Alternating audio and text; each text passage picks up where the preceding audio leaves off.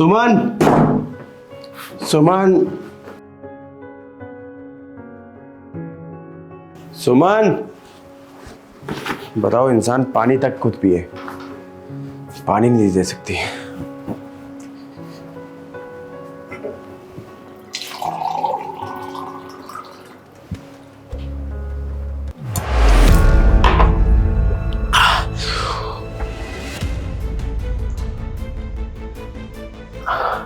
सुमन,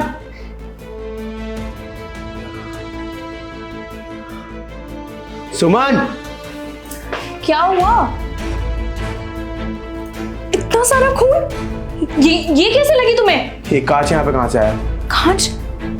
oh shit. अच्छा, हाँ सही है।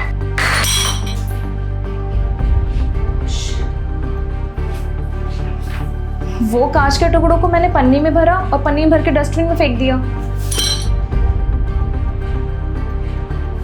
क्या टूटा हुआ गिलास तुमने डस्टबिन में डाल दिया? हाँ। पर डस्टबिन तो खाली है, कहाँ गया कचरा? हाँ तो वो सुबह कूड़ा वाला आया था ना, तो वो ले गया। वो कूड़ा लेके तुमने रोका तक नहीं, फिर पूछना तो चाहिए था। शिवम तुम पागल हो गए हो क्या? क्या कांच कांच लगा रखा है? अरे तुम्हारे पैर में चोट लगी है, इतना ज्यादा खून बह रहा है और तुम्हें कांच की पड़ी हुई है। तुम यही रखो, मैं दवाई लेके आती हूँ।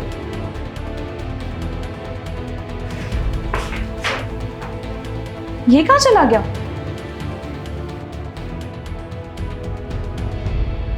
अजीब इंसान है, एक कांच के पीछे पड़ा हुआ है।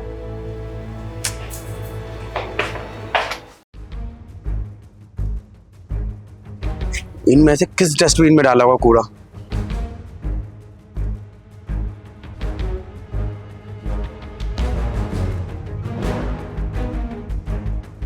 पूरा डस्टबिन खाली है, इसमें थर्माकोल, ये भी खाली। लगता है सोसाइटी का कूड़ा चला गया। सोसाइटी मैनेजर को कॉल करता हूँ। तुम लोगों की बात खत्म हो गई हो तो काम पूरा कर लो। ये किसका कॉल आ गया? हाँ जी बताइए। हेलो सतीश जी। हाँ हाँ बताइए। हाँ, मैं पूछ रहा था कि सोसाइटी का कूड़ा कहाँ फेंका जाता है? कचरा? अरे भैया, कचरे वाली गाड़ी तो सुबह 10 बजे चली गई थी, अभी 11 बज रहे हैं। नहीं, एक्चुअली कूड़े मेरी बहुत जरूरी चीज चली गई है, मुझे वो ढूंढना जरूरी है। देखिए, आपके सामान का तो नहीं पता, लेकिन हाँ, कचड़े वाली गाड़ी डमयार्ड में जाती है। अरे वही जोधपुर वाले डमयार्ड पे। ठीक है जी, थैंक यू। ठीक है ठीक है, तुम लोगों को समझाना पड़ेगा।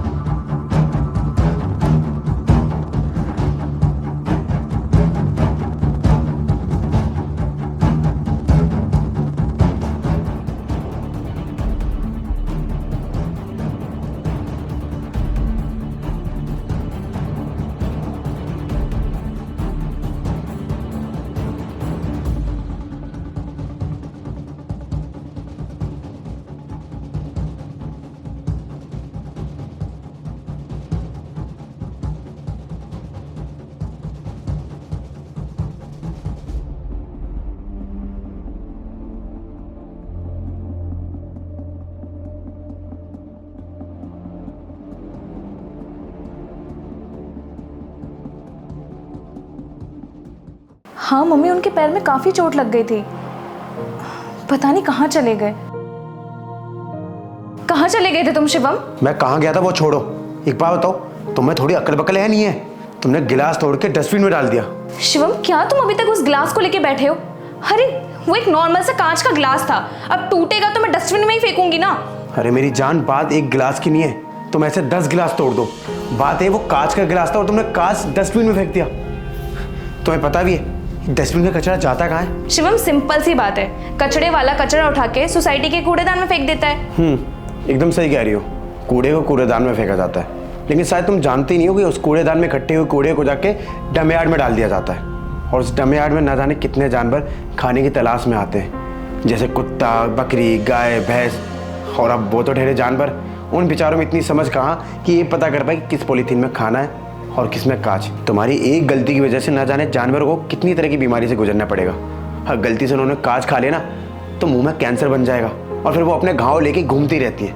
उनका कोई इलाज भी नहीं करता और एक वक्त बाद फिर वो मर जाते हैं, सिर्फ इस वजह से कि क्योंकि तुमने कांच पिन्नी भर दिया। और तुम ही नहीं, ना जाने कितने लोग इस तरह की गलतियां करते हैं। देखो उनका तो मैं कुछ कर नहीं सकता, लेकिन तुम्हें समझा रहा हूँ कि अगर आगे से कभी भी कांच टूटे तो उसे प्रॉपर न्यूज़पेपर में लपेट कर किसी मिट्टी के अंदर दबा दो या फिर किसी ऐसी जगह रख दो जिससे किसी को नुकसान ना हो। वो तो अच्छा हुआ कि वक्त रहते मुझे पता चल गया तुम्हारी गलती का, तो उसे सुधार के आ गया, वरना हम पाप के भोगी हो जाते। शिवम तुम बिल्कुल सही कह रहे हो।